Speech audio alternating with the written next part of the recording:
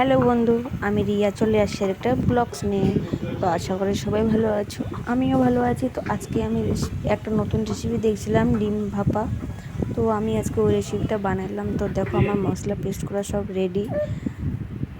তো ওইদিকে আমার ডিমটাও হয়ে গেছে, একটু সাদা হয়েছে। তো লাস্টে কিন্তু ভালো হয়েছে।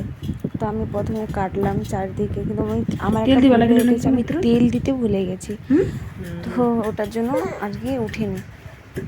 বাটিতে প্রথমে তেল দিতে লাগে দেখলাম আমি ইউটিউবে। তারপর আমি রান্না করলাম, ওটা ডিম ছিল, ভাবলাম ওটা দিয়ে বানাই। তো ওর বাবা আমাকে হেল্প করছে ভিডিও করার জন্য। কি বলবো, আমার দ্বারে তো হচ্ছিল না কাটা, একদম অসম্ভব। মানে কি বলবো আর, কাটতে বেশ ভালো লাগে, কিন্তু আমার দ্বারা উঠতে পারেনি। তাও চেষ্টা করলাম বহুতবার, আমাকে বললো মাঝখান থেকে উঠাও, কিন্তু আমি পারলাম না আর কি। তো লাইটে যাচ্ছি বারবার, তাও চেষ্টা করলাম। তো ওর বাবা লাস্টে আমাকে উঠাই দিল ওটা। কতবার চেষ্টা করলাম, ঢাকনাতে করলাম, কিন্তু ঢাকনাটা লাইটে যাচ্ছে। তো যদি ভালো লাগে তো তোমরাও এরকম করে বানিয়ে নিয়ে খেও, কিন্তু বললে কিছু লাভ নেই, টেস্ট খুব সুন্দর আসছে। এরকম সবজি হলে মাছ মাংস কিছু দরকার নাই। তো আমি ঢাকনাতে চেষ্টা করলাম, কিন্তু ঢাকনা লাগিয়ে যাচ্ছে বারবার। তারপর আমি একটা কাঁসার থালা নিলাম, ওখানে ট্রাই করলাম যদি হয়।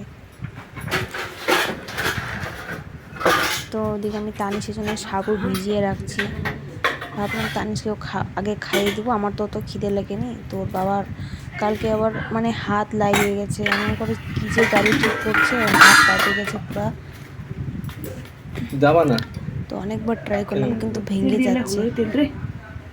তো গাছ, তোমরা যদি বানাও আগে বাটিতে তেল দিবা, তারপর ডিমটা দিবা একটা গ্লাসের মধ্যে, আগে এসে করে তো হলো না। তাও বারবার চেষ্টা করছিলাম। তো দেখো কেমন করে আমি রান্না করি। আর আমি ব্লগটা এখানে করলাম, কারণ ভয়েসটা এখানে দিলাম, কারণ আমার ওখানে অসুবিধা হচ্ছিল। সরি, একটু মিস্টেক হয়ে গেল। আর গাইস, চ্যানেলটাকে একটু সাবস্ক্রাইব করে দিও, সাপোর্ট করো। তো গাইস, আমার দ্বারা দেখো ভালোজন, কিন্তু আমার সাপোর্ট করো না, একটু সাপোর্ট করো, সাবস্ক্্রাইব করে দাও, চ্যানেলটাকে লাইক শেয়ার করে দিও। কিন্তু দেখো টেকনিক, ওর বাবা ধরতে গেলে উঠে গেল অনেকটাই। এদিকে আমি তেল একটু আগে ছিল, আমি দুপুরে বেগুন ভাজা করছিলাম। তো ওই তেলটাতে আমি ভেজে নিলাম, তার মধ্যে আবার একটু পরে আবার তেল দিয়েছিলাম। এখন দেখতে ছোট ছোট, কিন্তু পরে আবার বড় হয়ে গেছিল, অনেকটা ফুলছে, ডিমটা ফুলছে। এবার দেখতে একদম অসাধারণ লাগছিল, জাস্ট লুকিং লাইক ওয়াও। এই যে দেখো গাইস, দেখতে কতটা সুন্দর লাগছে, মনে হয় পনির দিয়ে।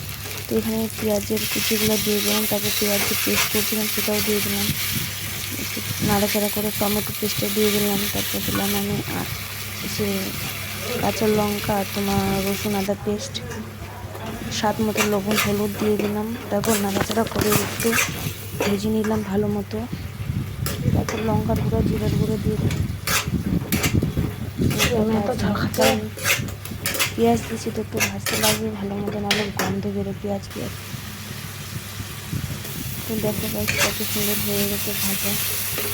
এখন আমি এখানে জল দিই, ধনিয়া পাতা দিব, তারপর একটু ভাজতে জল দিছিলাম।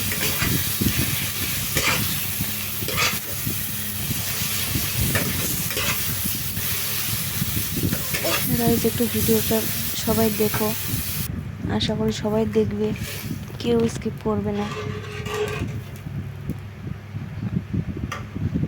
যদি সাবস্ক্রাইব করো চ্যানেলটাকে, আরও নতুন নতুন ভিডিও বানাবো।